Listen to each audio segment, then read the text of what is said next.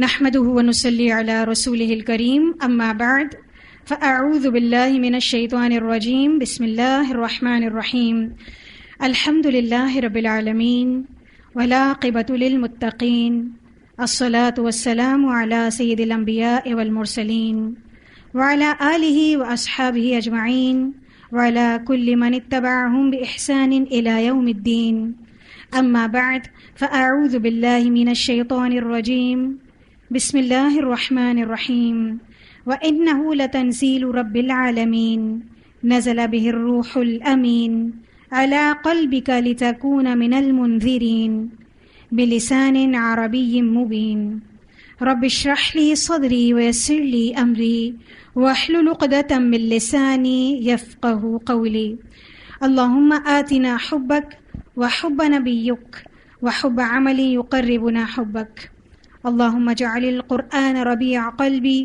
ونور صدري وجلاء حزني وذهاب همي وغمي الہی آمین۔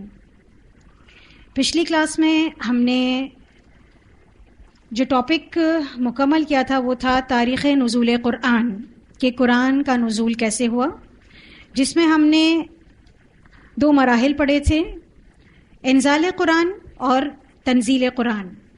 امید ہے کہ آپ کو یہ کلیئر ہوں گے۔ انزال قرآن پورا کا پورا قرآن ایک نشست میں لوح محفوظ سے آسمان دنیا پر بیت المعمور پر نازل ہونا۔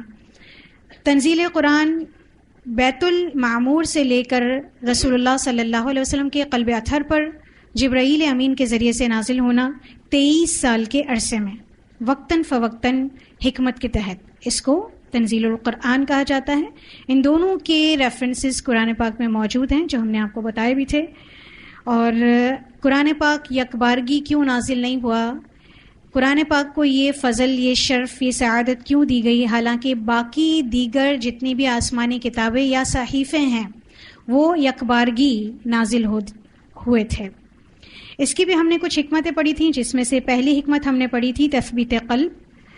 اچھا، یہ والا جو تثبیت قلب ہے، یہ سوال آ کر مشرکین مکہ بھی اللہ کے رسول صلی اللہ علیہ وسلم سے پوچھا کرتے تھے کہ قرآن پاک ایک ہی بار میں کیوں نازل نہیں کر دیا گیا۔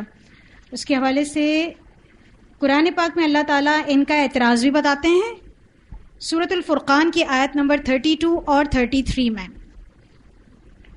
قرآن پاک میں آتا ہے وَقَالَ الَّذِينَ كَفَرُوا لَوْلَا نُزِّلَ عَلَيْهِ الْقُرْآنُ جُمْلَةً وَاحِدَةً، اور ان لوگوں نے کہا جنہوں نے کفر کیا، یعنی کفار مکہ کا یہ اعتراض تھا کہ کیوں نہ قرآن کو ایک ہی دفعہ نازل کر دیا گیا، کیونکہ انہیں بھی معلوم تھا کہ جتنی بھی اسکرپچرز ہیں وہ ایک ہی دفعہ میں نازل ہوتے ہیں، یہ روزانہ نبی نئی بات لے کر آ جاتے ہیں۔ تو ان کے اعتراض کا ذکر قرآن پاک میں اللہ تعالیٰ نے خود فرمایا آیت نمبر 32-33 میں، اور اس کا جواب بھی پھر اللہ تعالیٰ خود فرماتے ہیں كَذَلِكَ لِنُثَبِّتَ بِهِ فُؤَادَكَ، اسی طرح ہم نے قرآن کو تدریجاً نازل کیا ہے تاکہ ہم اس کے ذریعے سے تمہارے دل کو مضبوط کر دیں، یعنی آپ صلی اللہ علیہ وسلم کے دل کو مضبوط کر دیں۔ لِنُثَبِّتَ بِهِ فُؤَادَكَ، فؤاد کہتے ہیں دل کو، لِنُثَبِّتَ تثبیت کرنا، مضبوط کرنا، جما دینا۔ تو یہ تثبیت قلب جو قرآن کا تدریجی نزول، اس کی پہلی حکمت ہم نے پڑھی تھی نا، اس کا ذکر قرآن میں بھی ملتا ہے، ٹھیک ہے۔ تو ہم نے اس میں یہ پڑھا تھا کہ اللہ تعالیٰ نے تدریجاً قرآن پاک کو جو نازل کیا ہے حکمت کے تحت 23 سال کے عرصے میں، اس کی پہلی حکمت یہ تھی کہ اللہ کے رسول صلی اللہ علیہ وسلم کی تثبیت ہو، جس کے لیے ہم نے یہ پڑھا تھا کہ اس میں تکرار وحی تھا، تحدید الاعداء تھا، دفاع رسول، حفاظت رسول، مدد اور غلبہ دیا جانے کا وعدہ، اور گزشتہ انبیاء کے حالات۔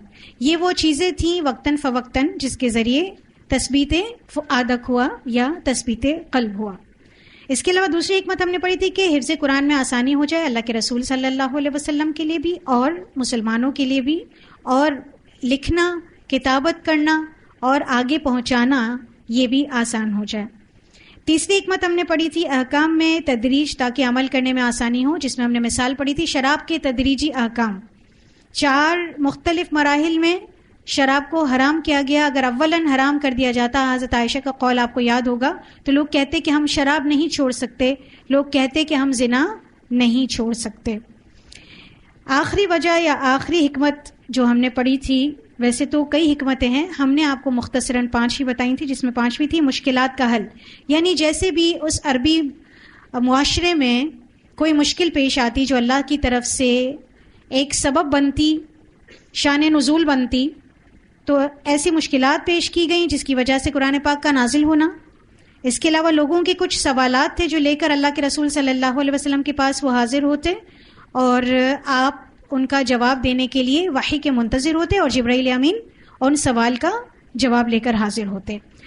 کچھ آیات میں نے آپ کو بتائی تھی جن کے ریفرنسز نہیں دیے تھے، تو آپ نے ڈھونڈنے کی کوشش کی.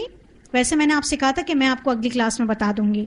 ٹھیک ہے، تو ہم دیکھ لیتے ہیں کہ کون سے ایسے ریفرنسز تھے جو ہم آپ کو نہیں بتا سکے تھے، اور آج میں انشاءاللہ آپ کو بتا دیتی ہوں. اچھا جی، ایک جو بھی میں نے آپ کو ریفرنس لکھوایا سورۃ الفرقان کا آیت نمبر 33 اور 32، یہ امید ہے آپ نے لکھ لیا ہوگا.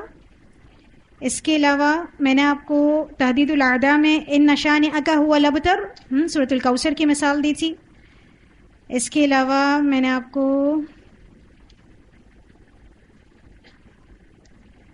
سورۃ الحاقہ کی مثال دی تھی، وَإِنَّهُ لَقَوْلُ رَسُولٍ کریم. ٹھیک ہے، یہ والا ایک کچھ آیات کا حصہ تھا. اس کے علاوہ ہم نے آپ کو حفاظت رسول کے لیے وَاللَّهُ يَعْصِمُكَ مِنَ النَّاسِ، ٹھیک ہے، سورۃ المائدہ کی آیت تھی.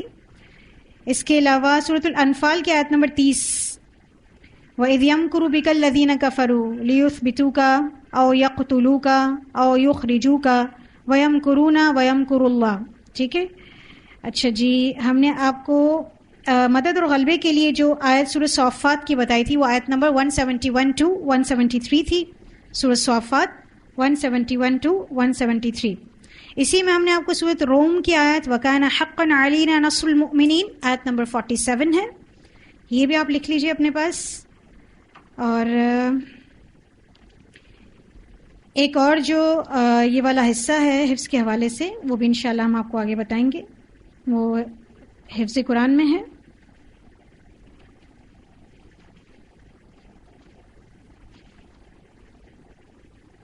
اچھا، سورۃ القیامہ کی ہم نے آپ کو آیت جو بتائی تھی، لا تحرک به لسانک لتعجل به ان علینا جمعہ وقرآنہ، سورۃ القیامہ کی آیت نمبر 16 and 17 ہے. اور جو شراب کے تدریجی احکام تھے اس کے ریفرنسز میں نے آپ کو اسی وقت بتا دیے تھے. اچھا جی، اس کے علاوہ سورۃ طٰہٰ کی ہم نے آپ کو آیت بتائی تھی، رسول اللہ صلی اللہ علیہ وسلم پر رحمت اور شفقت، یہ آیت نمبر 1 اور 2 تھی، یہ بھی ہم نے آپ کو بتایا تھا. اچھا، مشکلات کا حل اور لوگوں کے سوال کے حوالے سے ریفرنسز، ما کان لنبی ان یکون لہ اسریٰ، اور اس میں انفال کی آیت نمبر 67 آپ لکھ سکتے ہیں. اس کے علاوہ سورۃ توبہ کی آیت نمبر 25 اور یسألونک عن الروح، جس میں سوال کیا گیا تھا، جس میں ہم نے آپ کو بتایا تھا کہ سوالات کے جوابات. یسألونک عن الروح سورۃ اسراء کی آیت نمبر 85 ہے. اسی طرح ایک اور سوال سورہ بقرہ میں صحابہ کرام نے کیا تھا، یسألونک عن المحیض، آیت نمبر 222 سورۃ البقرہ. اور ایک اور بھی ہم نے آپ کو ریفرنس دیا تھا، یسألونک ماذا ينفقون، وہ سوال کرتے ہیں آپ سے، وہ دریافت کرتے ہیں آپ سے کہ کیا کچھ خرچ کریں یا کہاں خرچ کریں. تو سورۃ البقرہ کی آیت نمبر 215. اس کے علاوہ ایک چھوٹی سی معلومات کا سلسلہ آپ کے ساتھ شیئر کیا گیا تھا، جس میں تھا کہ مختلف آیات اور صورتوں کا نزول، جس میں ہم نے آپ کو بتایا تھا کہ چھوٹی چھوٹی صورتیں نازل ہوئی تھیں، طویل صورتیں نازل ہوئی تھیں.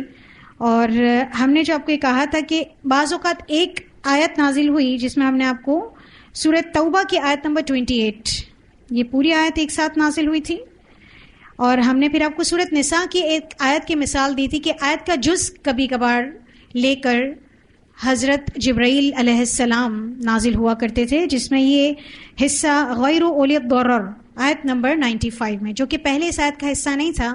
اور ہم نے آپ سے یہ کہا تھا کہ لوح محفوظ میں یہ حصہ موجود تھا، لیکن اس کے لیے ایک سوال آیا، ایک صحابی کا، انہوں نے آ کر عذر پیش کیا کہ اللہ کے رسول صلی اللہ علیہ وسلم ہم آپ کے ساتھ جہاد کرنا چاہتے ہیں لیکن ہمارے ساتھ عذر ہے، تو اللہ تعالیٰ نے یہ کلمات غیر اولی الضرر دے کر فرشتے کو بھیجا، جبرائیل امین کو بھیجا۔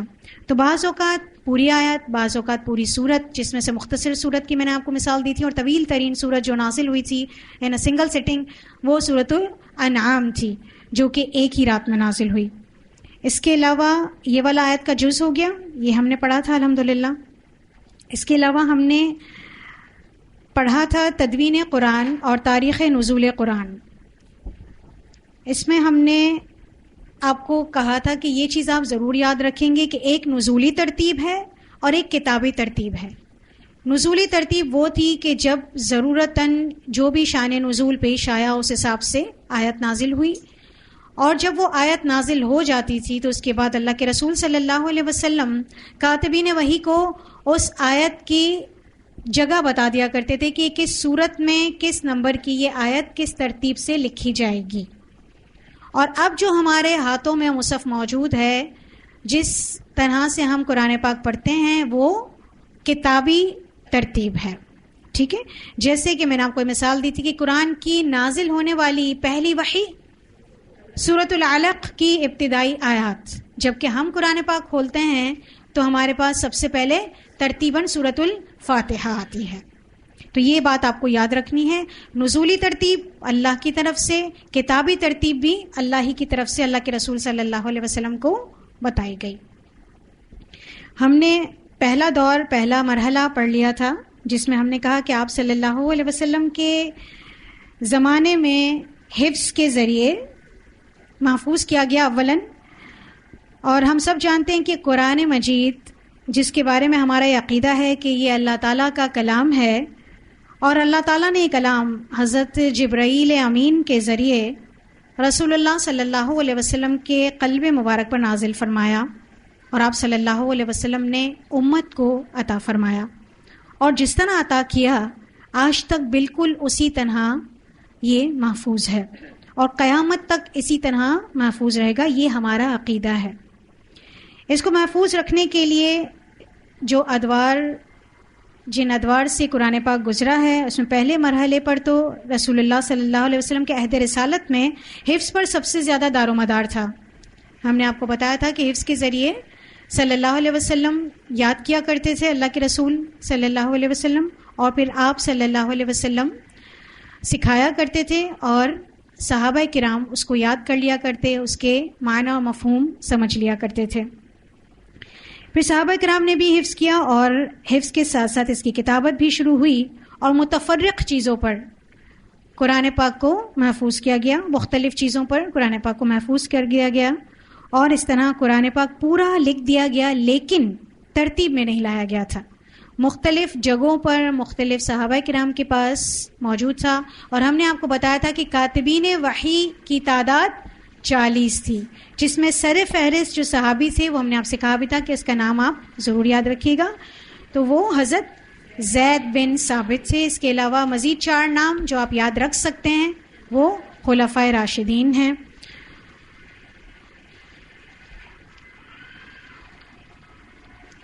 قرآن پاک کی حفاظت کی ذمہ داری اللہ سبحانہ و تعالیٰ نے خود لی ہے۔ سورۃ حجر کی آیت نمبر 9 میں اللہ سبحانہ و تعالیٰ فرماتے ہیں اِنَّا نَحْنُ نَزَّلْنَا الذِّكْرَ وَإِنَّا لَهُ لَحَافِظُونَ، بے شک ہم نے نازل کیا ہے ذکر کو۔ ذکر سے مراد قرآن پاک ہے۔ قرآن کے جو نام بتائے گئے تھے اس میں ہم نے آپ کو بتایا تھا کہ ذکر بھی قرآن پاک کا نام ہے۔ تو اللہ تعالیٰ فرماتے ہیں کہ ہم نے ذکر کو نازل کیا ہے، اور ہم ہی اس کی حفاظت کرنے والے ہیں، ہم ہی اس کے نگران ہیں، ہم ہی اس کے نگہبان ہیں۔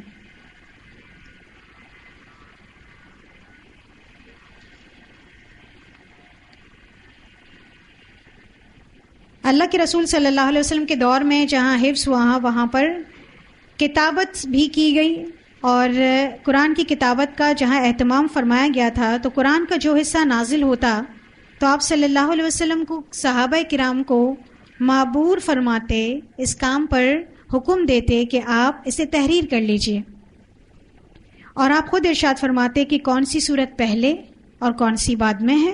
اسی طرح آپ خود آیات کا موقع اور محل صحابہ کرام کو بتا دیا کرتے تھے، اور جیسے ہی آپ صلی اللہ علیہ وسلم کے پاس وحی آتی، آپ صلی اللہ علیہ وسلم حضرت زید بن ثابت کو بلوایا کرتے تھے اور وہ اس کی کتابت کر لیا کرتے تھے۔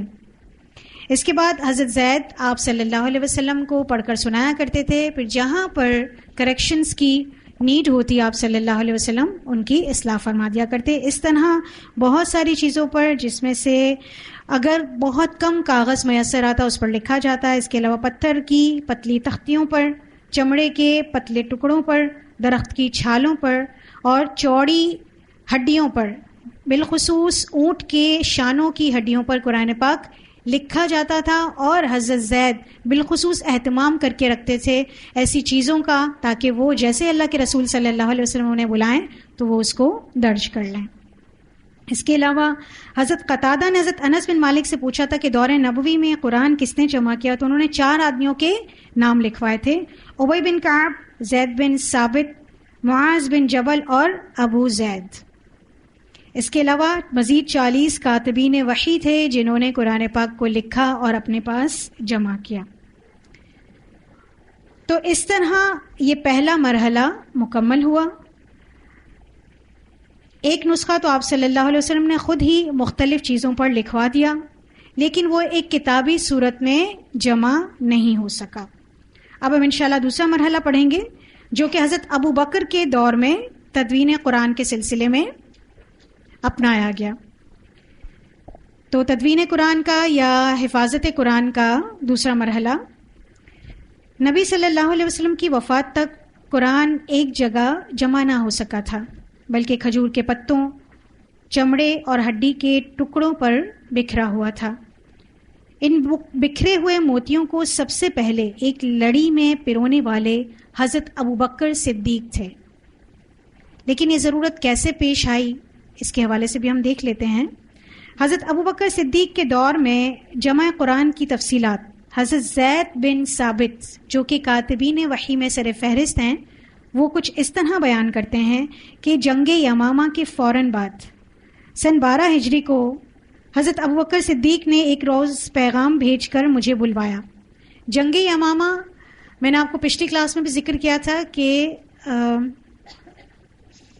مسلمہ بن کذاب کے خلاف حضرت ابو بکر نے جنگ کی تھی، جس میں ایک روایت میں آتا ہے 700 قرہ صحابہ اور ایک روایت میں آتا ہے 70 صحابہ شہید ہو گئے تھے۔ تو جب اتنے سارے صحابہ شہید ہوئے تو جنگ یمامہ کے فوراً بعد سن 12 ہجری کو حضرت ابو بکر صدیق نے ایک روز پیغام بھیج کر مجھے بلوایا۔ میں ان کے پاس پہنچا تو وہاں عمر رضی اللہ عنہ بھی موجود تھے۔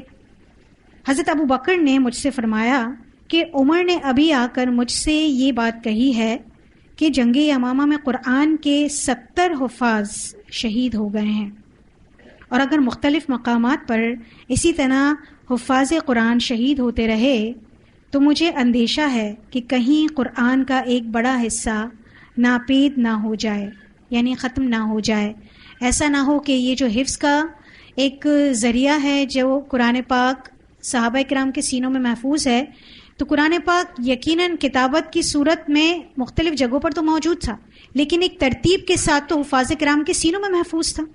تو حضرت عمر نے آ کر حضرت ابو بکر سے کہا کہ اگر اسی طرح جنگیں ہوتی رہیں اور صحابہ کرام کی ایک کثیر تعداد شہید ہوتی رہی تو مجھے اندیشہ ہے کہ کہیں اس کی ترتیب متاثر نہ ہو جائے۔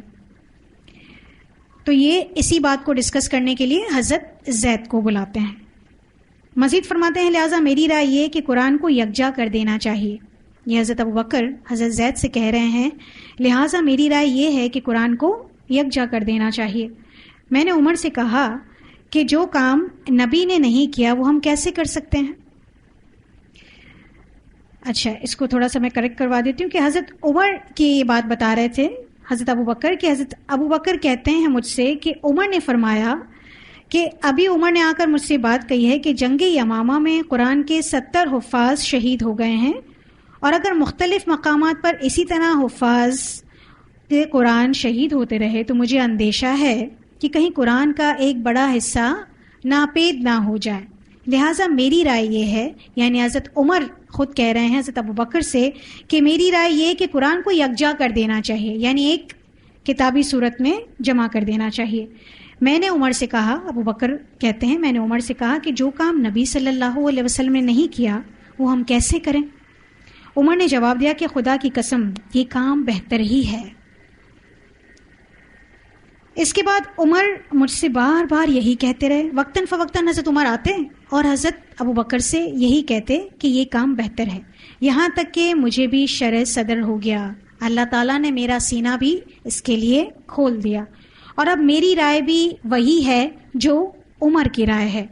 اس کے بعد حضرت ابو بکر نے مجھ سے فرمایا، یہ زید کہہ رہے ہیں کہ مجھ سے فرمایا، تم نوجوان اور سمجھدار آدمی ہو، ہمیں تمہارے بارے میں کوئی بدگمانی نہیں ہے. تم رسول اللہ صلی اللہ علیہ وسلم کے سامنے کتابت وحی کا کام بھی کرتے رہے ہو، کیونکہ سر فہرست یہی ہوا کرتے تھے آپ صلی اللہ علیہ وسلم کے لیے، کتابت وحی کے لیے. لہٰذا تم قرآن کو تلاش کر کے اسے جمع کرو، یعنی جتنے بھی صحابہ کرام کے پاس قرآن پاک ہے ان سب کو جمع کرو، ٹیلی کرو اور اس کا کمپائل کرنے کا کام کرو. حضرت زید بن ثابت فرماتے ہیں، خدا کی قسم اگر یہ حضرات مجھے کوئی پہاڑ ڈھونے کا حکم دیتے، یعنی کوئی پہاڑ توڑنے کا حکم دیتے، تو مجھ پر یہ کام، پہاڑ توڑنے کا کام زیادہ آسان ہوتا بنسبت اس کے کہ میں قرآن پاک کو جمع کروں. میں نے کہا آپ وہ کام کیسے کریں گے؟ اب یہ زید کہہ رہے ہیں آپ وہ کام کیسے کریں گے جو رسول اللہ صلی اللہ علیہ وسلم نے نہیں کیا؟ یہ وہی جواب ہے جو حضرت ابو بکر نے حضرت عمر کو دیا تھا. یہاں حضرت زید بھی وہی کہہ رہے ہیں کہ یہ کام ہم کیسے کر سکتے ہیں جبکہ اللہ کے رسول نے نہیں کیا. وہ برابر یہی کہتے رہے. حضرت ابو بکر نے فرمایا خدا کی قسم یہ کام ہی بہتر ہے. اس کے بعد حضرت ابو بکر مجھ سے بار بار یہی کہتے رہے، یہاں تک کہ اللہ تعالیٰ نے میرا سینہ بھی اس رائے پر کھول دیا جو حضرت ابو بکر اور عمر رضی اللہ عنہما کی رائے تھی. چنانچہ میں نے قرآنی آیات کو تلاش کرنا شروع کیا اور کھجور کی شاخوں، پتھر کی تختیوں اور لوگوں کے سینوں سے قرآن کو جمع کر ڈالا. یعنی جتنے بھی کہیں جہاں جہاں بھی قرآن پاک لکھا ہوا محفوظ تھا ان سب کو جمع کیا گیا، اور جتنے بھی حفاظ کرام تھے ان سب سے بھی قرآن پاک لکھ کر سن کر لکھا اور اس کو محفوظ کیا. حضرت زید کو ان دونوں خلفاء نے کتابت قرآن اور اس کے جمع کرنے کی زحمت پر اس لیے بھی معمور کیا کہ آپ صلی اللہ علیہ وسلم حضرت زید کو دوسروں پر ترجیح دیا کرتے تھے، اور وحی کے بعد آپ انہیں ہی بلوا کر اور انہی سے وحی لکھوانے کو ترجیح دیا کرتے تھے. اسی وجہ سے ان دونوں صاحبان نے رضی اللہ عنہما نے حضرت زید کو ہی فوقیت دی اور انہی کو اس کام کا ذمہ دار ٹھہرایا. تو پہلی مرتبہ جو کتابت ہوئی حضرت ابو بکر کے دور میں، اس میں 2 لوگ سر فہرست تھے، جس میں حضرت زید اور حضرت عمر، دونوں حفاظ تھے. اور ایک جو کتابت میں سر فہرست تھے اللہ کے رسول کے زمانے میں، اور دوسرا حضرت عمر ہی رائے لائے تھے، اس وجہ سے ان کو دونوں کو شامل کیا گیا. اب جمع قرآن کا طریقہ کیا تھا، کس طرح قرآن جمع کیا گیا؟ قرآن کو جمع کرنے کے لیے حضرت زید بن ثابت کی سرکردگی میں، یعنی ان کی لیڈرشپ میں، ایک کمیٹی مقرر کی گئی جس میں کئی جلیل القدر صحابہ کرام شامل تھے، اور جن کا کام صرف اور صرف یہ تھا کہ قرآن کو جمع کیا جائے، یعنی قرآن جو موجودہ ترتیب میں ہے اسی ترتیب میں لکھا جائے.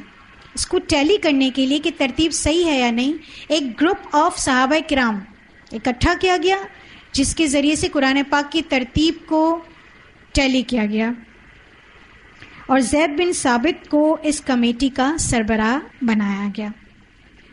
جمع قرآن کے لیے سب سے پہلے تو یہ اعلان عام کر دیا گیا کہ جس شخص کے پاس قرآن کریم کی کوئی بھی لکھی ہوئی آیت موجود ہو وہ حضرت زید بن ثابت کے پاس لے آئے.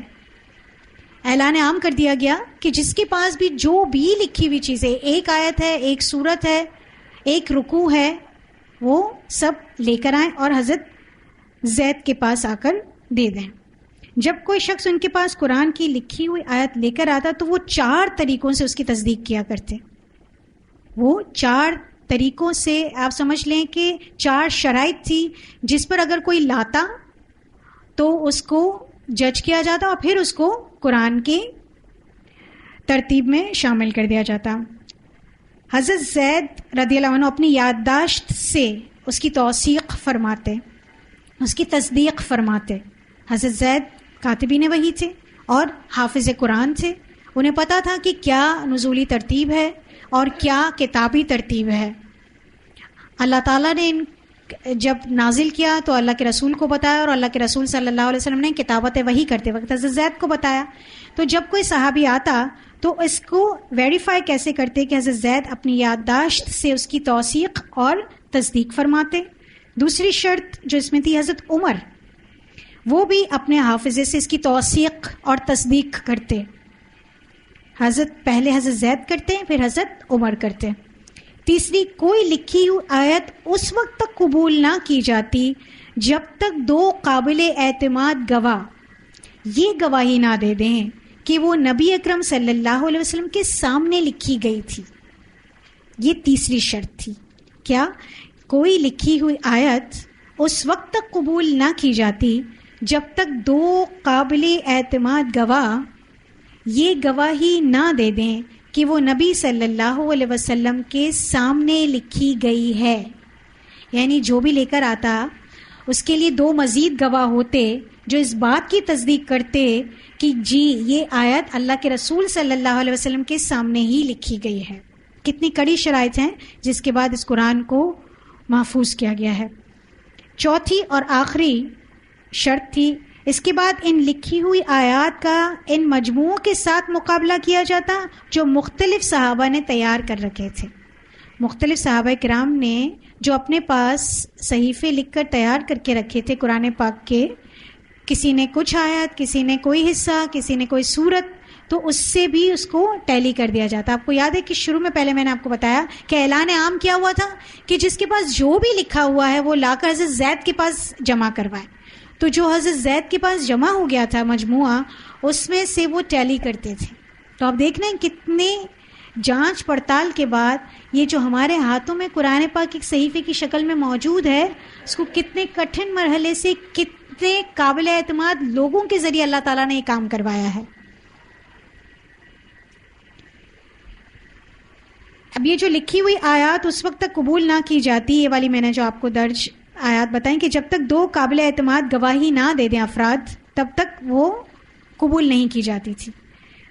اس وقت اتفاق سے ایسی آیت بھی تھی جو صرف حضرت خزیمہ انصاری کے پاس لکھی ہوئی تھی. فقط ایک صحابی تھے جن کے پاس یہ آیات لکھی ہوئی تھی. یہ سورہ توبہ کی آخری آیات تھیں جو کہ لقد جاءکم رسول من انفسکم سے شروع ہوتی ہیں اور آخر تک. سورہ توبہ کی آخری آیات ہیں. یہ وہ آیات ہیں جو صرف حضرت خزیمہ کے پاس تھیں اور اس کے لیے کوئی گواہ بھی نہیں تھے. دو گواہیاں نہ ہونے کے باوجود ان آیات کو لے لیا گیا. کیوں؟ اس کی وجہ یہ تھی کہ یہ آیت لکھی ہوئی نہ ہونے کے باوجود سینکڑوں حفاظ کو یاد تھی. پہلی یہ بات، یہ کہیں لکھی ہوئی نہیں تھی، لیکن اس کو لیا کیوں گیا؟ پہلی بات یہ کہ سینکڑوں حفاظ کو یاد تھی. اس وقت جتنے بھی حفاظ کرام موجود تھے ان سے بھی تصدیق کروائی جاتی تھی نا، شرائط میں یہ بات بھی کی گئی. تو ایک تو اس سے ٹیلی ہو گئی، اور دوسری یہ کہ ایک دفعہ آپ صلی اللہ علیہ وسلم نے حضرت خزیمہ کے بارے میں ارشاد فرمایا تھا کہ اس کی گواہی 2 کے برابر ہے. حضرت خزیمہ کے بارے میں ایک ایسا واقعہ ہوا تھا، یہاں پر وقت مختصر ہے، وہ واقعہ میں آپ کو نہیں بتا سکتی، لیکن ان کے لیے اللہ کے رسول صلی اللہ علیہ وسلم نے اس وقت یہ آنر ان کو دیا کہ ان کے لیے یہ فرمایا کہ اس کی گواہی 2 کے برابر ہے، لہٰذا اس آیت کو بھی لکھ لیا گیا. حالانکہ یہ آیت لکھی ہوئی کہیں اور کسی کے پاس بھی نہیں تھی اور 2 گواہ بھی نہیں تھے. تو ان 2 شرائط کی بنیاد پر یہ فقط آیات ہیں جو سورۃ توبہ کی آخری آیات ہیں جن کو قرآن پاک میں لکھ دیا گیا.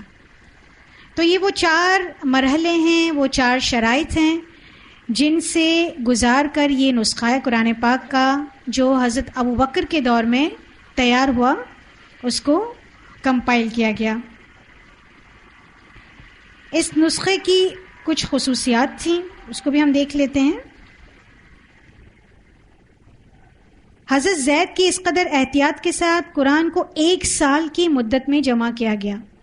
اس تدوین قرآن کو جو ایک صحیفے کی، یا آپ سمجھ لیں کہ مختلف صحیفے تھے جس میں مختلف صورتیں لکھی گئی تھیں، اس میں جمع کیا گیا تھا. تو یہ 1 سال کا طویل عرصہ لگا اس میں ہر صورت علیحدہ علیحدہ صحیفے پر تھی. اب بھی قرآن پاک ایک کتابی شکل میں نہیں ہے. اللہ کے رسول کے دور میں کیا تھا؟ مختلف چیزوں پر لکھا ہوا تھا. اب کیا ہے؟ صورتیں جمع کر دی گئی ہیں، صورتیں الگ الگ صحیفوں پر جمع کر دی گئی، لیکن اب بھی ایک کتابی شکل نہیں آئی. وہ حضرت عثمان کے دور میں آئے گی، وہ ہم انشاءاللہ تیسرا مرحلہ پڑھیں گے.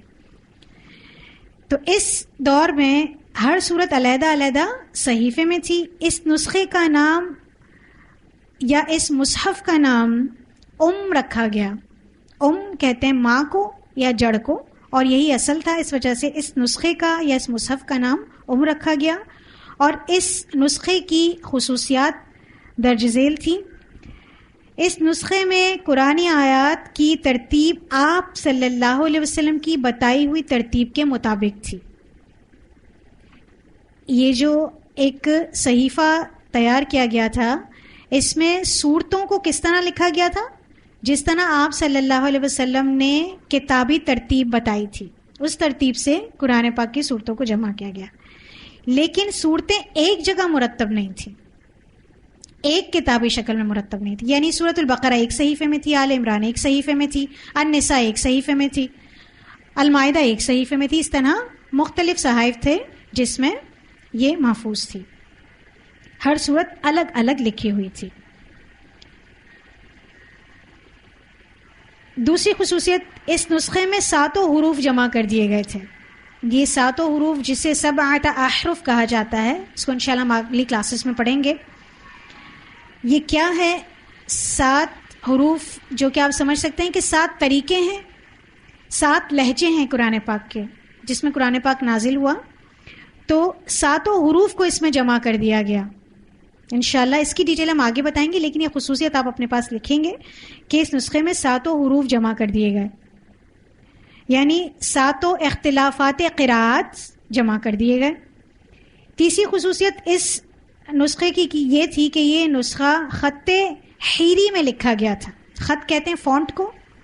حیری اس وقت کا ایک مشہور فونٹ تھا جس میں اس وقت کی مخصوص اسکرپچرز لکھے جاتے تھے، ٹیکسٹ کو لکھا جاتا تھا. اور ایک بہت مشہور فونٹ تھا جس کو عوام الناس پڑھ سکتی تھی، اس کو خط حیری کہا جاتا ہے. تو اس خط میں اس صحیفے کو محفوظ کر دیا گیا. بہت سارے فونٹس ہوتے ہیں نا لکھنے کے، اگر آپ کمپیوٹر یوز کرتے ہوں تو اس میں اردو کے، انگلش کے بہت سارے فونٹس یوز ہوتے ہیں. بات ایک ہی ہوتی ہے، لکھنے کا اسٹائل ہوتا ہے. تو وہ اسٹائل جو یوز کیا گیا، جو فونٹ یوز کیا گیا تھا، اسے خط حیری کہتے ہیں. ہے حلوے والی ہے جو ہے اس سے آتا ہے خط حیری. اور یہ بہت مشہور تھا اور یہ ایک انداز کتابت تھا جس کو اختیار کیا گیا. چوتھی خصوصیت، اس میں صرف وہ آیات تھیں جن کی تلاوت منسوخ نہیں ہوئی تھی. یعنی جو آیات پڑھی جاتی ہیں جن کو منسوخ نہیں کیا گیا اسی کو رکھا گیا. جو آیات منسوخ کر دی گئی اس کو اس صحیفے میں شامل نہیں کیا گیا. یہ ناسخ و منسوخ پہ انشاءاللہ ہم آگے پڑھیں گے کیا ہے. اس کے علاوہ اس کو لکھوانے کا مقصد، یعنی 5ویں خصوصیت اس کی ہے کہ اس کو لکھوانے کا دراصل مقصد یہ تھا کہ ایک مرتب نسخہ تمام امت کی اجماعی تصدیق. اجماعی تصدیق کا کیا مطلب ہے؟ تمام لوگوں کا اجماع ہونا، جمع ہونا اس کی تصدیق پر، اس کی سچائی پر، کے ساتھ تیار ہو جائے. ٹھیک ہے، تو میں دوہرا دیتی ہوں. اس کو لکھوانے کا مقصد یہ تھا کہ ایک مرتب نسخہ تمام امت کی اجماعی تصدیق کے ساتھ تیار ہو جائے تاکہ بوقت ضرورت اس طرف رجوع کیا جا سکے. یعنی جب قرآن کی طرف رجوع کرنے کی ضرورت پڑے تو اس صحیفہ کی طرف رجوع کیا جا سکے. اور یہ کیسے تیار کیا گیا؟ اجماعی تصدیق کے ذریعے یہ نسخہ تیار کیا گیا. اس طرح یہ دوسرا مرحلہ بھی مکمل ہوا جو حضرت ابو بکر کے دور میں تھا.